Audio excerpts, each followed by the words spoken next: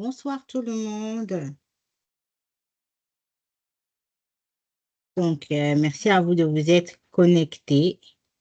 Je vais laisser un autre 5 minutes parce que je viens de constater que c'est maintenant que le courriel de confirmation a été envoyé à tout le monde. Je vais juste laisser le temps à tout le monde de se connecter. Et puis, je vais commencer.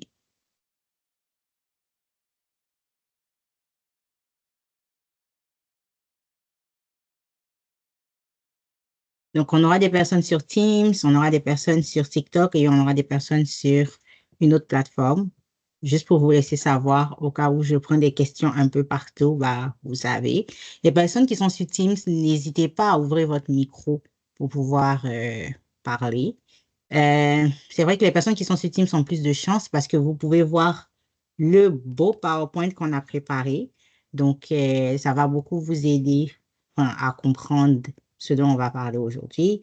Donc, n'hésitez pas à ouvrir votre micro, à poser votre question directement si vous êtes sur Teams et que vous voulez participer. Pour toutes les personnes sur TikTok, vous allez pouvoir mettre vos commentaires dans le live. Aujourd'hui, on a un webinaire. Pour ceux qui ne savent pas, on organise des webinaires gratuits pendant la période d'impôt, même après la période d'impôt, où on va parler de comptabilité et puis de toutes sortes d'affaires. Aujourd'hui, le thème du webinaire, on va parler de tenue de livre et de comptabilité d'entreprise. Ça va être les bases les bases à éviter, donc les bases coûteuses euh, que les petites entreprises pourraient utiliser pour éviter justement de faire des erreurs qui ne seront pas très intéressantes pour elles. Donc, sur ce, on va commencer. Euh, je vais commencer par me présenter. Je vais présenter l'agenda du jour. Donc, aujourd'hui, d'abord, je vais vous présenter KC Consulting, qui est un cabinet de comptabilité au Canada. On va parler de tenue de livre et de comptabilité d'entreprise. Alors, c'est quoi la tenue de livre? C'est quoi la comptabilité? Et puis, pourquoi c'est pertinent d'avoir les deux lorsqu'on est entrepreneur? Vous savez, très souvent, les entrepreneurs, surtout les petits entrepreneurs qui commencent, ne connaissent pas cette réalité de ce qui fait que mon business perce et puis se retrouvent toujours dans une situation où, bah, même s'ils font des ventes, ils n'arrivent pas à aller au plus haut que ce qu'ils devaient, ou ils n'arrivent pas à vraiment comme voir le fruit de leur travail. C'est de ça que nous allons parler aujourd'hui. Je vais vous apporter et les erreurs que les entrepreneurs font, mais aussi les solutions. Croyez-moi, je trouve que ça s'applique très souvent aux entrepreneurs, mais ça s'applique très bien aussi aux particuliers. Pour les personnes qui sont des particuliers, qui veulent mieux gérer leur argent, moi, je dis tous les jours, si quelque chose est bon pour une grande entreprise, ça peut s'appliquer au niveau personnel. Pourquoi ça ne s'appliquerait pas au niveau personnel? Si c'est quelque chose qui peut s'appliquer au niveau d'une entreprise, ça s'appliquerait très bien au niveau personnel. On devrait, comme en tant que particulier, en tenir compte. Et je vous donnerai aussi des outils. Les outils que je recommande pour pouvoir mieux gérer sa comptabilité. Je vais essayer à chaque fois de faire des parallèles entre la comptabilité personnelle et puis l'entreprise, si j'oublie pas. Donc, Hola, donc les gens de TikTok, juste pour vous rappeler, je fais un webinaire actuellement et je vous embarque avec moi pour les webinaires pour que vous puissiez voir de quoi ça a l'air. Aujourd'hui, on parle de tenue de livre et de comptabilité. Donc, présentation de KC Consulting. KC Consulting est un cabinet de comptabilité basé au Canada. Ça fait 5 ans que nous existons. Notre mission est de simplifier les processus financiers et puis d'accompagner les entreprises et les particuliers avec des technologies innovantes. Donc, pour moi, c'est très, très, très important d'utiliser des technologies innovantes dans ce que je fais. La comptabilité, c'est vrai, c'est des formulaires, c'est des chiffres, c'est les impôts, c'est les taxes, hein, mais on peut le faire on peut bien le faire avec des outils comme, avec des outils innovants. On peut le faire avec la technologie et puis ça rend la comptabilité plus intéressante. Coucou Michel, j'espère que tu vas bien. Ensuite, KC Consulting, c'est un cabinet qui place l'excellence du service vraiment en priorité. Donc, c'est important pour nous de satisfaire nos clients, mais aussi d'avoir une approche personnalisée. Pour moi, c'est important de connaître chacun des clients par leur nom, de pouvoir connaître leur histoire et puis de comprendre en fait tout l'aspect personnel qui vient de sorte à pouvoir mieux les accompagner. Être un entrepreneur, c'est beaucoup de structure, mais c'est beaucoup aussi d'histoire personnelle. Parce que notre rapport à l'argent, notre vision même de notre business sera directement liée à notre histoire personnelle et puis là où on veut aller. Donc, pour moi, c'est ça. En troisième point, Cassé Consulting, c'est un cabinet d'éducation financière. Donc, le plus important, c'est vrai, c'est de servir les clients, c'est vrai, c'est d'accompagner les clients, mais c'est de, premièrement, transmettre des connaissances essentielles. Vous savez, à la fin de la journée, lorsqu'on aura fini de faire nos rapports, on aura fini de rentrer nos chiffres et puis nos formulaires, les personnes qui vont devoir prendre des décisions financières par rapport à leurs finances, ça ne sera pas moi, malheureusement, je vais faire des recommandations, mais ça sera vous. Plus vite vous comprenez comment ça fonctionne, les finances, mieux c'est pour vous. Donc, c'est pour ça que j'insiste, j'ai une approche très éducative et puis très personnalisée avec les clients. Et enfin, l'intégrité et la transparence. Bâtir des relations de confiance basées sur l'honnêteté. C'est de la finance et puis de la comptabilité qu'on fait. Pour moi, il n'y a pas de secret, il n'y a pas de chinois. On peut expliquer clairement aux clients ce qu'on fait et puis comment on le fait. OK, donc aujourd'hui, on parle de tenue de livre et de comptabilité pour les personnes en ligne sur les autres réseaux sociaux.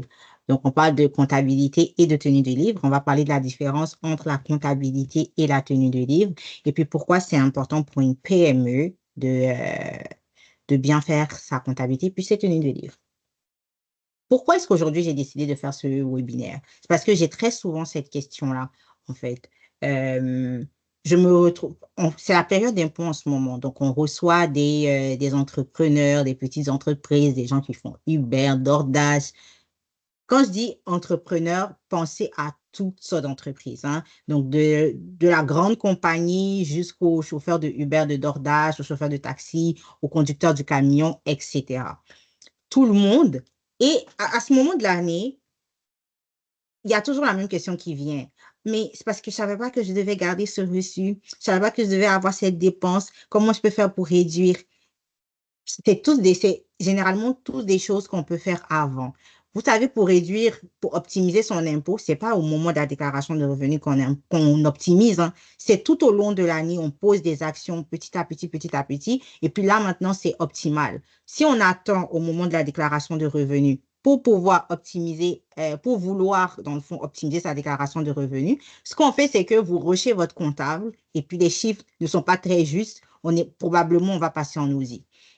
C'est pour ça que la tenue de livre est importante. Même si vous n'êtes pas une grande société, même si vous êtes une petite entreprise, un monsieur qui fait Uber, un monsieur qui fait... désolé, je répète beaucoup les gens qui font Uber parce que ça, c'est le moment où on les voit là. Donc, c'est pour ça que c'est important de faire la tenue de livre, quelle que soit votre entreprise. À partir du moment où vous avez une activité externe à votre activité de salariat, vous devez garder des livres, en fait. Vous devez faire de la tenue de livre. Donc, une tenue de livre rigoureuse est fondamentale pour votre entreprise. Les erreurs, vous allez voir tantôt, ça coûte de l'argent en fait. Comme ne pas savoir que je devais avoir tel reçu, vous perdez parce que vous n'avez pas vous n'avez pas pris cette habitude-là plus tôt. L'objectif de ce webinaire, c'est vraiment de vous donner des bases et puis des solutions pratiques que vous allez pouvoir incorporer, j'espère, dans vos finances, dans vos tenues des livres dans les prochains jours. Pour les personnes qui sont sur les autres réseaux sociaux, malheureusement, le webinaire, c'est sur Teams et vous ne voyez pas la belle présentation. Donc, je ne sais pas comment. Je vais essayer de vous partager ça après. Donc, après, mais vous pouvez suivre les explications, ça va être pareil. Donc, OK. Maintenant, c'est quoi la différence entre tenue de livre et comptabilité? Parce qu'en fait, en vérité, c'est deux concepts différents. C'est des concepts, oui, c'est des concepts comptables, mais c'est pas la même chose qu'on fait la tenue de livre et puis qu'on fait la comptabilité. J'ai même envie de rajouter tout l'aspect, je vais aller un peu plus en détail, mais tout l'aspect fiscal. Parce que le professionnel qui fait votre tenue de livre est souvent différent de celui qui fait la comptabilité de l'entreprise et il est souvent différent de celui qui fait la fiscalité des préparations, la préparation de vos impôts, l'envoi, les audits et tout. Donc, c'est vraiment trois postes différents et il faut comme, il faut bien comprendre ça. Alors, la tenue de livre, c'est vraiment l'enregistrement des transactions quotidiennes. En réalité, là, qu'est-ce qu'on fait quand on fait la tenue de livre? C'est qu'on prend vos dépenses, vos revenus, et puis on les classe.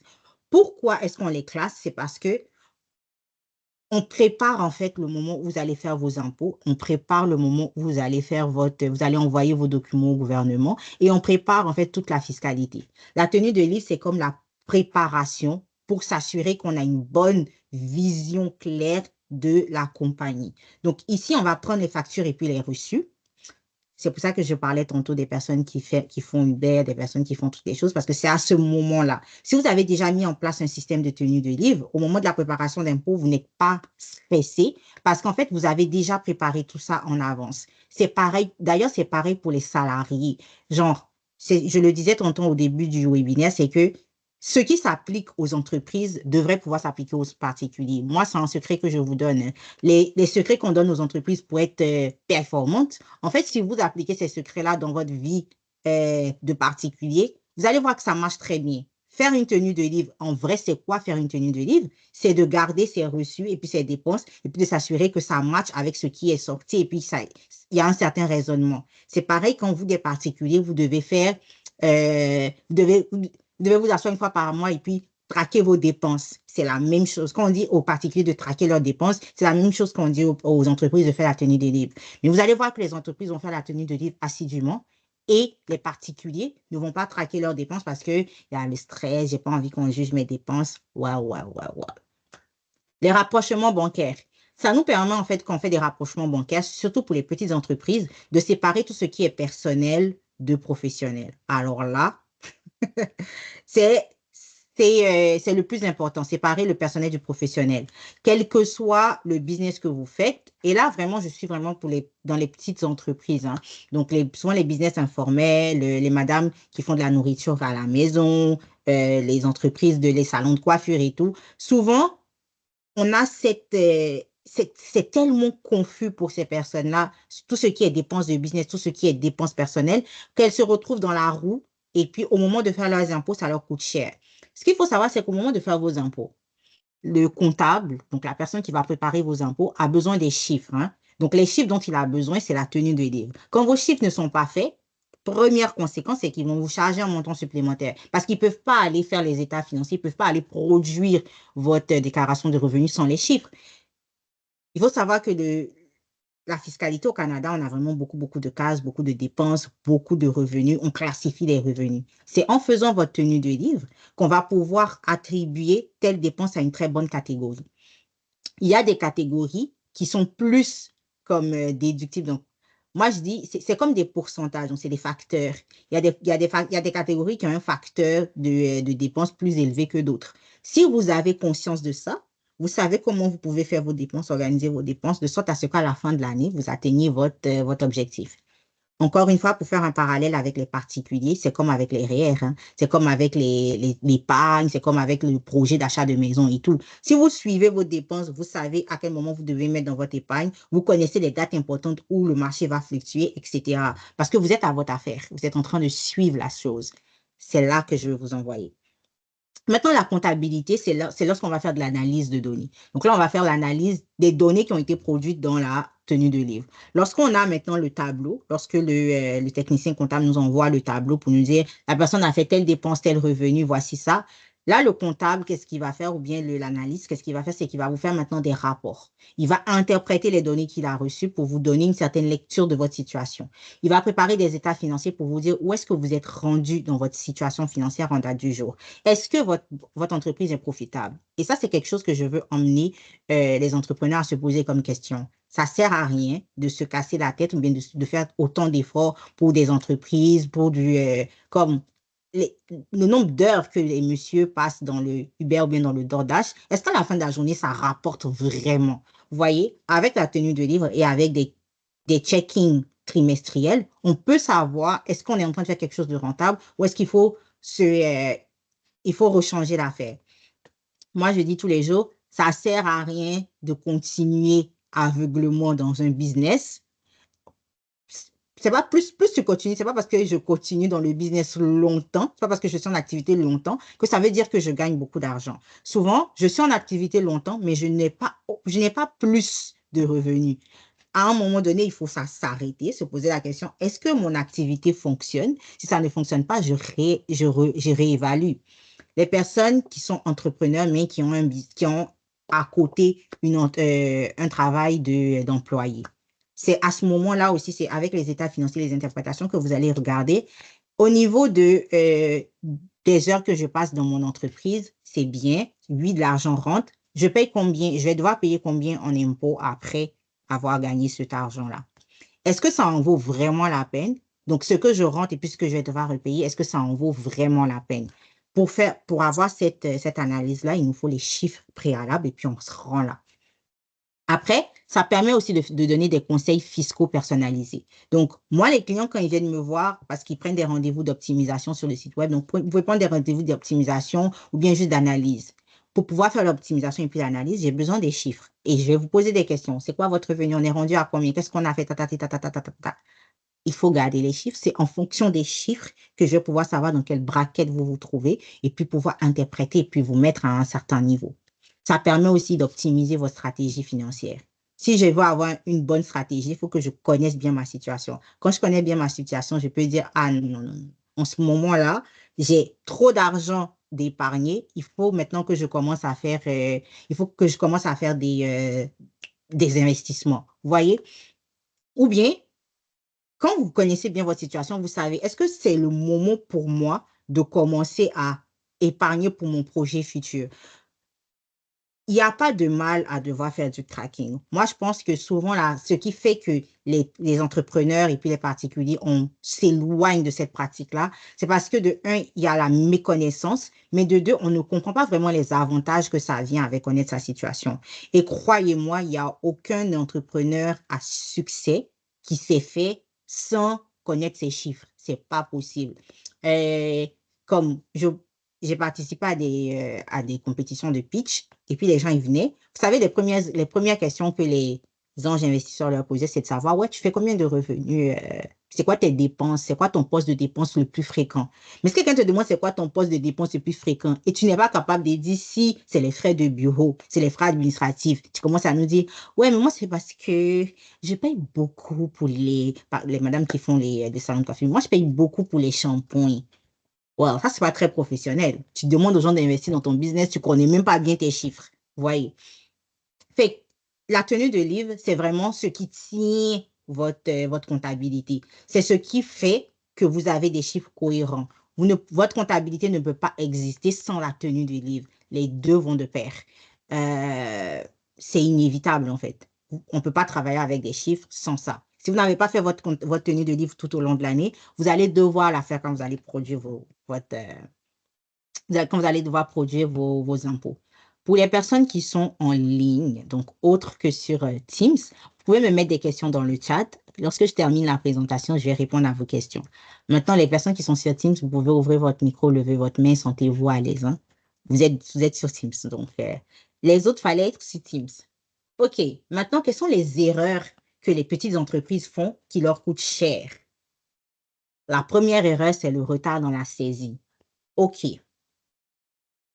Souvent, là, et on le voit souvent, les petites entreprises ne vont pas faire leur tenue de livre parce qu'elles vont penser que c'est une dépense superflue. Pourquoi je dois dépenser pour ma tenue de livre quand je n'ai pas fait autant d'argent? À partir du moment où vous faites de l'argent supplémentaire, il vous faut faire la tenue de livre parce qu'en vrai, euh, on oublie des dépenses au moment de faire votre fiscalité. Ça vous coûte cher. Comme pour faire vos impôts là, la règle d'or, c'est si j'ai fait un revenu qui n'est pas imposé, j'ai besoin de dépenses. Si je fais ma tenue de livre au fur et à mesure, je garde mes reçus, je stocke mes reçus, j'enregistre mes affaires, de sorte à ce qu'au moment de faire ma fiscalité, j'ai mes dépenses de prêt. Il y a aussi souvent des dépenses qu'on ne peut pas, je vais essayer de ne pas utiliser des termes trop techniques, mais les, les comptes recevables, non, attendez. Souvent, vous devez recevoir de l'argent de personnes, mais à une certaine période. Donc, il faut savoir à quel moment j'enregistre la dépense, à quel moment j'enregistre le revenu pour que ça puisse faire du sens. Et est-ce que le revenu que j'ai reçu, par exemple, en 2025, si j'ai émis la facture en 2024 et que la personne me paye en 2025, est-ce que ça va quand même compter pour mes impôts? Si j'ai fait des dépenses, par exemple, en 2025, mais c'était pour des choses de 2024, est-ce que ça va quand même compter pour mes impôts? Vous voyez, tout ça, c'est des choses que si on fait la tenue de livre, on n'a pas ces erreurs, on évite ces erreurs, on évite ces décalages-là et on a un très bon suivi. Une autre chose, une autre erreur que les petites entreprises font, c'est la confusion des fonds. Donc, très souvent, on a la confusion entre les dépenses personnelles et les dépenses professionnelles. J'ai un exemple datant d'aujourd'hui même. On est en train de finaliser la déclaration de revenus d'une entreprise et elle, le problème qu'on avait, c'est qu'on avait beaucoup de dépenses, ce qui était très bien. Donc, elle nous a fourni toutes les affaires, on avait beaucoup de dépenses. Par contre, beaucoup de dépenses ne pouvaient pas être justifiées. Ce n'étaient pas des dépenses professionnelles, c'était des dépenses personnelles.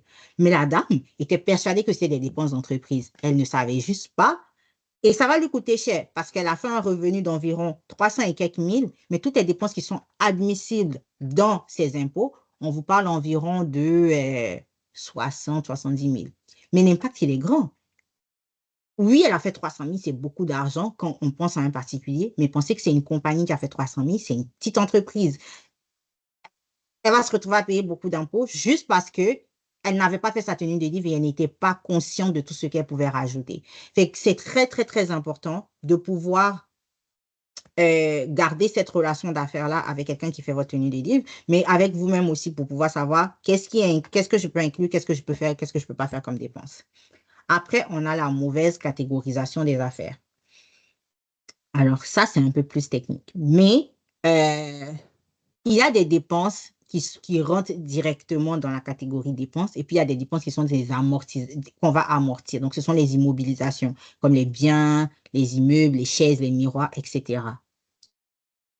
Pendant votre tenue de livre, à l'avance, votre comptable peut déjà vous dire, ça là, tu as fait telle dépense, c'est bien, mais ça ne va pas pouvoir compter pour beaucoup lorsqu'on va faire tes impôts. Il va falloir qu'on cherche un autre truc pour pouvoir boucher. C'est à ce moment-là, on va faire la catégorisation et ensuite, on va pouvoir refaire de la stratégie. Et enfin, l'absence des justificatifs. Ça, c'est quelque chose que beaucoup de gens négligent. Mais on ne peut pas juste venir mettre des chiffres, hein. Vous savez, notre travail aurait été, genre, je pense qu'un enfant de 5 ans aurait pu remplir des formulaires s'il fallait juste mettre des chiffres. Mais il faut mettre des chiffres. Il faut avoir des preuves. Il faut que les preuves matchent tes chiffres. On a besoin de justificatifs. En comptabilité, ça vous prend au moins deux. Le reçu de paiement et puis la source du paiement. Donc, c'est-à-dire le reçu quand j'ai fait le paiement et puis la preuve que le paiement est vraiment sorti d'un endroit. Ça me prend deux affaires là. Donc, si vous m'arrivez avec une liste de dépenses, parce que ça m'arrive à cette période-là, c'est ça, hein. Les clients, ils viennent. Moi, j'ai beaucoup de dépenses. J'ai fait beaucoup de dépenses cette année. Et then, je suis contente parce que je me dis, ah, enfin, une déclaration avec laquelle on pourra optimiser. Il n'y a pas de reçu. Mais si vous n'avez pas de reçu, comment moi, je peux dire que vous avez fait la dépense? Et puis, à la rigueur, encore quelqu'un qui est au gouvernement, qui est assis dans le bureau, qui ne connaît ni votre business, qui n'a jamais entendu votre histoire, comment il fait pour rapprocher les choses si on n'a pas de reçu? Quand je parle de ça, ça me rappelle un exemple d'un cas qu'on a eu. Quelqu'un qui était, qui n'avait pas ses reçus à son nom.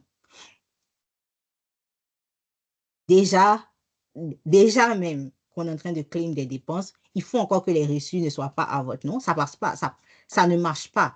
Mais ça, c'est quelque chose qu'on aurait pu régler au début. C'est-à-dire, si on avait commencé à faire sa tenue de livre, à suivre ses affaires, dès le début, on vous aurait dit non, mais ça ne fonctionne pas. On le fait comme ça. Pour les personnes qui font, par exemple, Uber ou bien DoorDash ou bien Instacart, ils sont persuadés que leur auto va pouvoir amortir complètement avec la déclaration de revenus. Mais ce que vous ne savez pas, c'est qu'il y a des dépenses que je peux amortir. Si mon auto, pour aller un peu plus pratique, hein, si mon auto est en location, je prends la totalité du paiement de mon location et c'est ça que je vais déduire.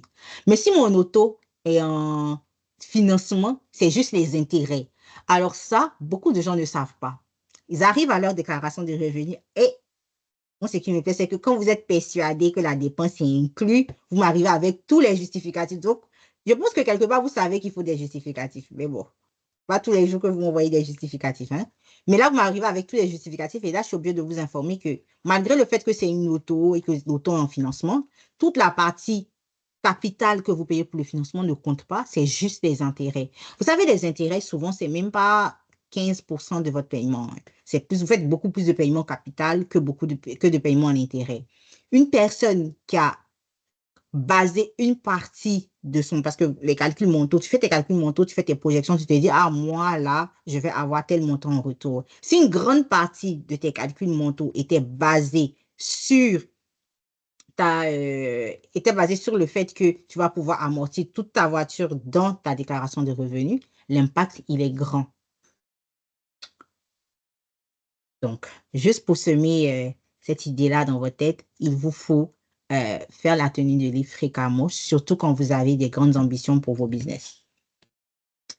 Conséquences de l'affaire. Donc, j'expliquais les conséquences au fur et à mesure, mais je vais y aller pas à pas. Premièrement, les pénalités fiscales. Donc, la déclaration ne sera pas faite convenablement, ce qui va entraîner des pénalités. Moi, je ne dirais même pas des pénalités, ce qui va entraîner juste des frais supplémentaires pour vous parce que vous ne saurez juste pas. Donc, la déclaration ne sera pas optimisée. Ensuite, des décisions d'affaires faussées. Si vous êtes entrepreneur et que vous ne connaissez pas vos chiffres, comment est-ce que vous pouvez savoir à 100% que votre business est rentable? Genre, vous ne connaissez pas les chiffres, vous ne connaissez pas la matérialité, c'est-à-dire vous ne connaissez même pas le rendement. Dites-vous que l'idée que vous pensez que vous avez de votre business peut ne pas être vraie. Il faut s'asseoir, il faut regarder les chiffres. C'est la réalité. La réalité se trouve dans les chiffres, hein. C'est la seule chose qui est vraie. La perte de crédibilité. Alors ça, c'est plus pour des personnes qui cherchent du financement. Donc, je parlais des investisseurs tantôt. Il y a des personnes qui ont de très bonnes idées d'affaires, mais leurs idées d'affaires ne volent pas plus haut que dans leur tête. Pour la simple et bonne raison qu'ils n'ont pas bâti leur business pour arriver à ce niveau-là. Je vais même étendre ça à toute personne individu, à tout individu. Vous savez, cette histoire d'argent, c'est pas, je le dis tous les jours, c'est pas la magie.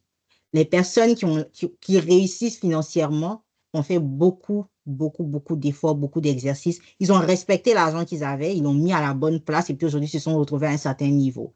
Pour garder votre crédibilité auprès des institutions financières, ça prend d'avoir une tenue de livre convenable, mais ça prend aussi d'avoir une certaine relation avec vos partenaires financiers. Donc, de un, vous faites votre tenue de livre, donc vous êtes à votre affaire, mais de deux, vous saisissez aussi les opportunités d'affaires. Pour les personnes qui sont en business, quand vous allez vouloir embaucher, quand vous allez vouloir faire quand vous allez vouloir embaucher du monde, quand vous allez vouloir faire de l'expansion et tout, ça va vous servir d'avoir des chiffres, ça va vous servir de présenter quelque chose d'intéressant. Pour appuyer ce point-là, actuellement, c'est la grande panique avec les tarifs, tout le monde se cherche et tout. On a une entreprise on a deux entreprises qu'on accompagne qui font du transit. Donc, eux autres, là, ils font du transit, ils font venir. En tout cas, de ce que je comprends, eux, ils trouvent des fournisseurs quelque part, ils font rentrer des affaires au Canada. On a eu une des entreprises qui a reçu un très bon financement et puis une autre qui n'a pas été éligible pour le financement. Vous savez pourquoi? Juste une question de chiffres, hein? Juste à cause de ce qu'ils ont soumis comme papier. L'autre était à son affaire. On avait tous les chiffres pour l'autre entreprise. L'entreprise qui n'a pas eu de financement, c'était un peu tiré par les cheveux, c'était un peu rushé. Quand ils sont arrivés, l'autre entreprise avait une comptabilité, avait une historique beaucoup plus vaste que la deuxième entreprise. Et c'est la première entreprise qui est passée.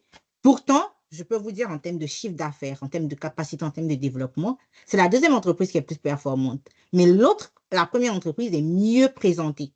So she looked better on paper. Donc, c'est elle qui est passée en premier. Il ne faut pas négliger ces histoires d'argent, ces histoires de tenue de livre, d'argent et tout, parce qu'il y a des personnes, il y a des personnes qui ont des revenus faibles, mais qui s'en sortent très bien avec les institutions financières, juste parce que sur le papier, elles se sont bien packagées.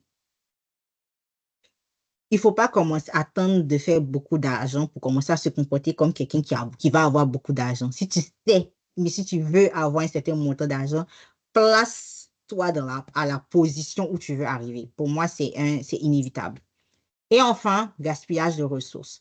On va perdre du temps, on va perdre de l'argent. Les comptables, quand il s'agit de faire la tenue des livres, des corrections et tout, on charge par heure. Hein. Oui, oui, oui, oui.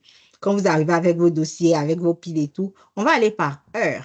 Parce que après aussi, nous, notre business, c'est de faire des chiffres. Mais les corrections, corriger tout un QuickBooks quand le QuickBooks est tout mêlé, ça prend des heures. On vous parle de 50 à 60 heures. Ça coûte super cher. On aurait pu tout éviter si vous aviez un abonnement de tenue de livre and then this is done, this is sell. On dit quoi? Okay. Bonne pratique. OK? Donc, bonne pratique. Qu'est-ce que je dois faire?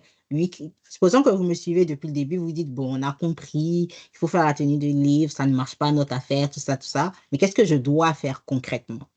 Première des choses, il faut avoir des comptes bancaires séparés. Même si vous ne voulez pas avoir de compte bancaire d'entreprise parce que vous supposez que votre entreprise n'est pas aussi grande pour avoir un compte bancaire entreprise, ayez au moins 2 comptes particuliers différents. Un compte particulier où on dépose seulement les affaires du business et un compte particulier où toutes les autres affaires vont rentrer. Si vous êtes une personne qui a un salaire et puis vous avez des activités de côté, ayez 2 comptes d'entreprise. Un compte où toutes vos activités secondaires là vont être déposées dedans et puis un autre où votre salaire va être déposé. Comme ça, vous allez pouvoir mieux faire les rapprochements et puis comparer. Surtout quand il va s'agir de savoir est-ce que c'est rentable et est-ce que ça en vaut la peine en termes d'impôts à payer, de frais à payer. Vous voyez, quand vous avez, je vais prendre l'exemple avec Uber. Vous faites Uber, vous faites DoorDash, ayez un compte spécial pour que l'argent de Uber et DoorDash soit déposé dedans. Mais aussi pour que toutes les dépenses de Uber et puis de DoorDash passent dans ce compte-là. Vous allez voir comment, est-ce que Uber et puis DoorDash, ils sont capables eux-mêmes de payer pour leurs dépenses. S'il faut que vous transférez de l'argent de votre compte personnel à votre compte Uber, c'est quelque part l'activité là même. Il faut qu'on revoie en fait l'affaire. Voilà pour les comptes séparés. Je conseillerais d'avoir un compte entreprise et un compte particulier si vous avez une affaire. Mais c'est trop complexe, 2 comptes personnels, ça marche. Je ne recommande pas d'avoir un compte chèque et puis un compte épargne. Et puis le compte épargne, lui, c'est pour le business et puis le compte chèque. Séparer les choses. Le compte chèque et puis le compte épargne, la confusion est très vite venue. Vous voyez, surtout quand vous avez une affaire supplémentaire. Allez-y avec un compte pour vos activités personnelles et un compte pour vos activités entreprises. On sépare bien, on a des rapports financiers dans l'un, on a des rapports dans l'autre. On peut faire des analyses croisées. C'est beaucoup plus clair. Mise à jour régulière. Au moins une fois par mois, dépendamment du volume de vos transactions, au moins une fois ou bien chaque 3 mois, asseyez-vous pour faire des mises à jour, pour regarder, OK, c'est quoi mes transactions, c'est quoi qui s'en vient, comment est-ce que je peux aller chercher plus d'argent, etc. Ça reste toujours pertinent. Et enfin, conservez les justificatifs. De toute façon, si les dépenses sont faites avec le compte, donc si on a séparé les comptes et que les dépenses sont faites dans le compte entreprise, une partie des justificatifs, c'est 50% du travail est déjà fait. Tout ce qui est preuve de fonds, d'achat et tout, va être déjà fait avec le deuxième compte que vous avez. L'autre affaire, ça va être juste de demander des reçus et puis d'enregistrer vos reçus quand vous faites des dépenses. That's it. Mais on a déjà réglé 50% du problème. Et enfin, rapprochement bancaire. Moi, je dirais, quand vous faites les mises à jour et puis les rapprochements bancaires, ça peut être la même opération, la même journée, dépendamment de votre volume. C'est là que vous allez regarder la concordance entre vos relevés bancaires et puis votre comptabilité. Quand on parle de comptabilité, on parle de vos états financiers, les projections que vous avez faites. Parce qu'en vrai, les projections financières, les trucs de la comptabilité, c'est vraiment beaucoup de... On a juste parlé, on s'est juste projeté dans le futur, c'est pas la réalité. C'est maintenant que vous allez regarder les vrais chiffres pour voir si les chiffres matchent avec la comptabilité. Et puis, c'est là maintenant qu'on va détecter s'il y a des erreurs. C'est là aussi que vous allez pouvoir savoir, est-ce qu'il y a des dépenses que je fais mais qui ne font pas de sens? Ce n'est pas des dépenses d'entreprise. Qu'est-ce que ces dépenses-là font là? Tout ça, c'est en faisant les rapprochements bancaires, ainsi de suite, que vous allez pouvoir le voir. Les outils que je recommande pour la comptabilité d'une petite entreprise. Il y a un outil qui c'est très nouveau d'ailleurs. Il n'est pas dans les 4 qui sont ici. Je vais le rajouter. Ça s'appelle Wave. Je l'ai testé. Ça fait 2 ou 3 semaines maintenant. J'apprécie beaucoup. C'est gratuit, Wave. Donc, pour les entrepreneurs, c'est un outil gratuit. Vous pouvez mettre vous pouvez linker vos comptes bancaires Vous pouvez linker votre donc compte bancaire, site web, vraiment tout. Vous pouvez même faire des reçus à partir de Wave. Vous pouvez inviter votre comptable, donc la personne qui fait votre tenue de livre, vous pouvez l'inviter pour que cette personne-là fasse la tenue de livre directement à partir de Wave. Wave fait déjà une certaine préqualification des dépenses et puis des revenus que vous avez, ce qui est très intéressant. Donc, et en plus, il est gratuit pour l'instant, donc profitez parce qu'il est gratuit. Les autres options sont un peu payantes. La plus populaire, c'est QuickBooks. Donc, si vous avez une entreprise et que ou bien vous êtes comptable, vous avez entendu parler de QuickBooks. La raison pour laquelle QuickBooks est aussi populaire, c'est parce que l'interface de QuickBooks est très intéressante. Il y a beaucoup d'automatisation avec QuickBooks. On peut le connecter avec à peu près tout. Compte bancaire, Square, PayPal, Wix, tout passe avec QuickBooks. Il y a beaucoup, beaucoup, beaucoup d'intégration et c'est très user-friendly. Il y a beaucoup aussi de certifications. Donc, pour les personnes qui veulent étudier en comptabilité, qui cherchent un peu des affaires, la certification QuickBooks est très payante parce que la plupart des entreprises, des petites entreprises utilisent QuickBooks. Elles ont besoin de personnes qui font la tenue de livre avec QuickBooks. Fait que c'est rentable. Et puis, si je ne me trompe pas, la certification QuickBooks est gratuite. Donc, pour les personnes que ça intéresserait. Après, on a Xero. En vrai, moi, j'utilise le logiciel Xero pour la fiscalité. Donc, pour tout ce qui est comme comptabilité et tout, j'aime bien Xero. Je ne suis pas très fanatique de leur interface quand il s'agit de la tenue de livre, mais ça reste aussi très intéressant. Ce qui est bien aussi, c'est que vous avez la facturation automatisée, puis vous avez les tableaux de bord. Donc, QuickBooks n'est pas gratuit, par exemple. Je vois la question ici. Donc, QuickBooks n'est pas gratuit. QuickBooks, c'est payant. C'est Wave qui est gratuit. Après, on a Sage Cloud. Alors, Sage Cloud, ça, c'est vraiment, moi, je vous recommande ça si vous êtes une grande entreprise. Ou bien, vous voyez qu'on commence à parler en millions. Voilà, Sage is good for that. Les rapports financiers sont très, très optimisés, c'est de pointe, la sécurité est optimisée. Vraiment, Sage, quand on commence à utiliser Sage, c'est qu'on est dans les millions, là, vous voyez. Ça aussi, ce serait un très bon outil à apprendre à utiliser pour les personnes qui veulent se lancer en comptabilité et tout. Un conseil que je profite pour donner aux personnes qui me suivent, c'est que n'attendez pas seulement d'avoir un diplôme pour commencer à travailler. J'embauche souvent et on ne se base pas vraiment sur les diplômes des gens. C'est vraiment qu'est-ce que vous savez faire. Et l'utilisation des logiciels, ça vous positionne en tant que professionnel. Vous arrivez, vous dites, moi, je suis comptable, je sais utiliser Sage, je sais utiliser QuickBooks, je connais Xero, je connais Zoho. Automatiquement, la personne s'arrête parce qu'elle se dit, ah, lui, si je l'embauche, il connaît déjà l'outil que j'utilise, donc la formation va aller plus vite, vous voyez. Mais si au moment où on vous embauche, on doit encore revenir faire la formation de l'outil, faire l'ajustement avec la fiscalité, c'est long, vous voyez. Fait que le plus d'outils comptables que vous pouvez apprendre, le mieux que c'est. Et en réalité, ils se ressemblent tous, hein. C'est la même rengaine, c'est juste l'interface qui change, mais en réalité, c'est la même chose qu'on fait dans à peu près tous les logiciels, en fait. C'est vraiment l'interface, l'écriture qui change. Zoho Books aussi, c'est très intéressant, mais c'est très performant. Les prix sont abordables. En vrai, si vous débutez, entre QuickBooks et puis Zoho, les deux se tiennent, je trouve, en vrai. Donc, QuickBooks et puis Zoho, c'est à peu près la même chose. Et puis, je pense que Zoho, je suis sûre que Zoho, bah, lui, il intègre les transactions internationales. Donc, si vous avez un business que vous vendez à l'international, vous faites du e-commerce, par exemple, Zoho sera intéressant, QuickBooks aussi.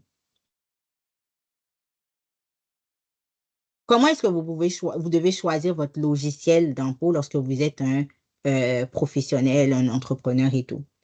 Premièrement, évaluer vos besoins. Vous voyez les logiciels que je vous ai donnés, je vous ai dit, Sage, il est beaucoup plus puissant, beaucoup plus robuste, ça veut dire que les coûts sont beaucoup plus élevés.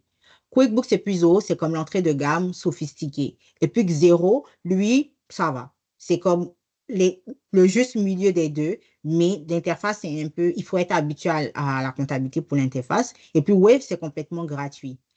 Si jamais vous connaissez vos besoins, vous allez pouvoir savoir c'est lequel que je choisis et puis celui qui répond le plus à mes besoins. Qu'est-ce que vous avez besoin de faire? Est-ce que vous avez besoin de quantifier vos transactions mensuelles ou bien vous voulez avoir une liste vous voulez avoir des rapports, vous voulez avoir des rapports comme visuels qui qui vous font un suivi en temps réel? Qu'est-ce que vous voulez faire? En fonction de ça, vous allez pouvoir savoir le logiciel qui va mieux vous accompagner. Assurez-vous aussi que votre logiciel s'intègre avec vos systèmes existants. Donc, si vous êtes quelqu'un qui utilisait, par exemple, Square pour les ventes en ligne, donc si dans votre business, c'est Square que vous utilisez, assurez-vous que le logiciel que vous allez choisir peut s'intégrer à Square. Parce que sinon, ça va être de l'entrée de données manuelles supplémentaires. Ce n'est pas nécessaire. Si je dois payer pour quelque chose, mieux je paye pour quelque chose qui va être plus utile et qui va me faire gagner du temps. Après, bien calculer les coûts. N'oubliez pas de rajouter les taxes de vente TPS, TVH lorsque vous évaluez un logiciel. Parce qu'en réalité, bah, ça peut changer. Hein. Si c'était 15 $ et qu'à la fin, ça me coûte 20 $, c'est peut-être trop cher pour ce que je produis comme revenu. Et enfin, avant de décider de tout transférer, de tout migrer vers un logiciel, testez-le. La plupart des logiciels que j'ai mentionnés vous offrent une période d'essai gratuite. Profitez-en, regardez celui qui fonctionne le mieux pour votre business. Pourquoi c'est intéressant d'utiliser KC Consulting pour votre tenue de livre? Mais bien sûr que j'allais le dire. Alors, malgré tous les outils, vous aurez besoin d'un professionnel. Hein. Ça prend toujours un professionnel pour interpréter les affaires si vous n'êtes pas vous-même comptable. Mais vous pouvez faire votre tenue de livre vous-même. Vous aurez besoin d'un professionnel pour l'optimisation financière, pour la fiscalité et autres. KC Consulting, pour moi, c'est les meilleurs parce que notre équipe est parfaitement outillée. Les personnes, les fiscalistes, techniciens comptables qui travaillent chez KC Consulting sont capables de vous donner des conseils, de vous donner du suivi, tant au niveau fédéral que provincial. Et aussi que dans toutes les provinces du Canada.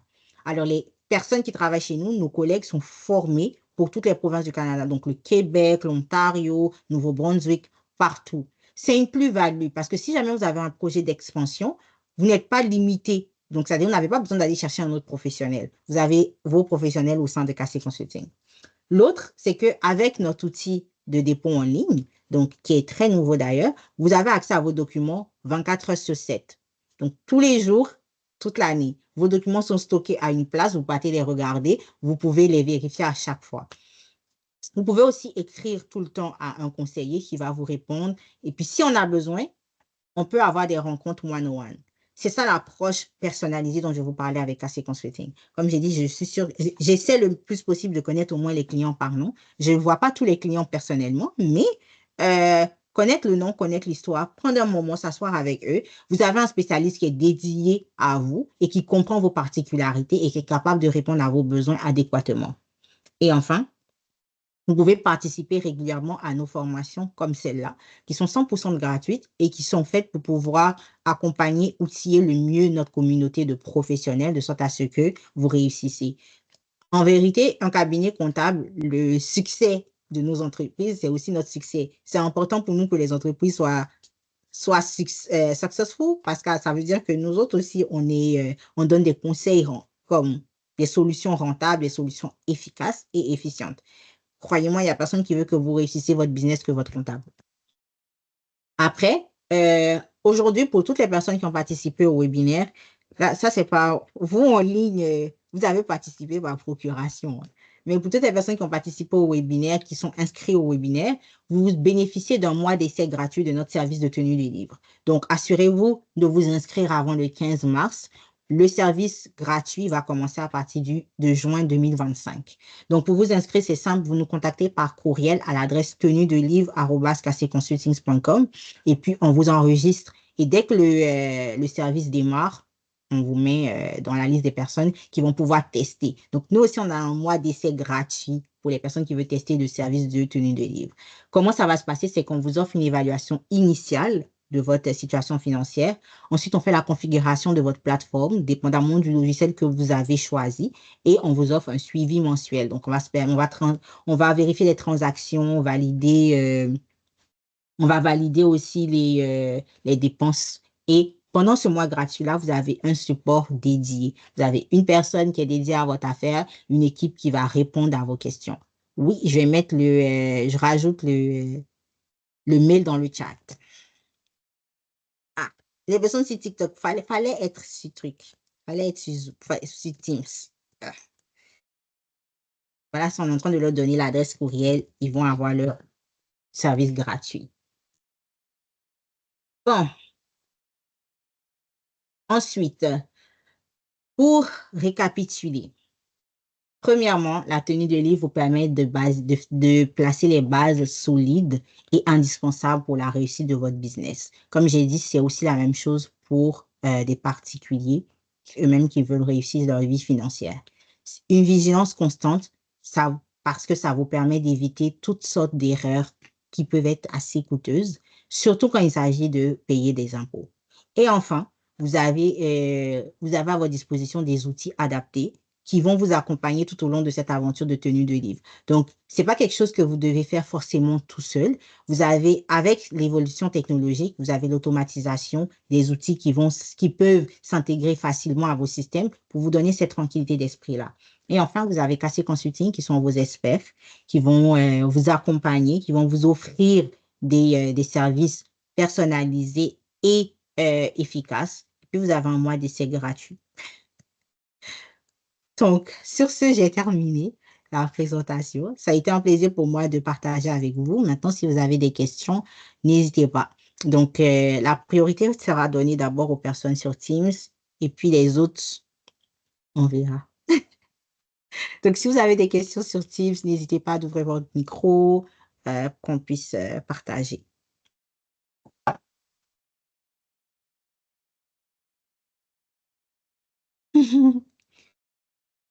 Les gens de TikTok, vous êtes encore avec vos questions d'impôts? J'arrive.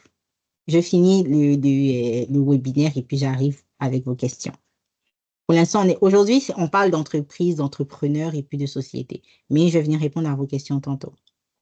Alors, mes deux personnes en ligne, est-ce que vous avez des questions pour moi? Est-ce que vous voulez partager quelque chose? Juste, même un commentaire, je suis preneuse. Bonsoir. Bonsoir, Karel. Comment ça va? Ça va, ça va, ça va. Je suis très contente d'avoir participé et surtout d'avoir rencontré la personne qui est derrière le nom que je vois le plus souvent, que ce soit sur LinkedIn ou sur Facebook. Vraiment, ça Ah! fait plaisir. Ouais, Ah, je suis ouais, ouais, contente. ouais. Je suis contente aussi de vous rencontrer puis de discuter avec vous. Ça fait plaisir, vraiment. Merci pour tous les détails. Vraiment, c'est extrêmement bien expliqué. C'est clair, en fait. C'est vraiment bien détaillé. Ça donne envie de faire la comptabilité. Ah! N'est-ce pas? On cherche les gens, hein. On cherche les gens. Si tu veux faire la comptabilité, j'ai donné les logiciels. Juste te former un peu sur moi et puis c'est bon. Sinon, la comptabilité, même, ils cherchent des gens. Mais tu prends pas les stagiaires ou les bénévoles. Peut-être tu regardes l'info là. Je pense Ouais, que on va juste travailler avec l'équipe qui est là, mais après la période d'impôt. Donc, si vous êtes toujours connecté à nos réseaux sociaux, nos affaires, toujours, toujours. on va mettre les offres d'emploi. Mais je pense en juillet, cette année, on va commencer en juillet. Donc, en Mhm. juillet, on aura des offres d'emploi, si tout se passe bien d'ailleurs. Oui, D'accord. Je reste à l'écoute. parfait, ça me fait plaisir. Oui, je voulais juste vous dire merci, en fait. Je n'ai pas de Merci, ça me questions fait parce que, bon, plaisir. je vais écrire pour profiter du mois gratuit, évidemment. Donc, N'est-ce pas? Tu as eu la gratuité, profite. Il n'y a pas de problème. d'accord. Merci beaucoup, Karel. Merci à toi. Fait que c'est sur ce qu'on termine notre webinaire pour les personnes sur Teams. Donc, si vous avez des questions, n'hésitez pas à m'écrire en privé. Bon, écrivez peut-être directement à KC Consulting. Eux, ils sont plus rapides, mais moi, je réponds. Ça prend un peu plus de temps, mais je réponds. Donc, c'était un plaisir pour moi de partager avec vous ce soir. Euh, Pour les personnes de TikTok, j'arrive avec vos questions d'impôt. Ça sera pas long. Donc, si vous avez des questions, Carline et puis Michel, n'hésitez pas. Et passez une très belle soirée. Bye. Bye bye.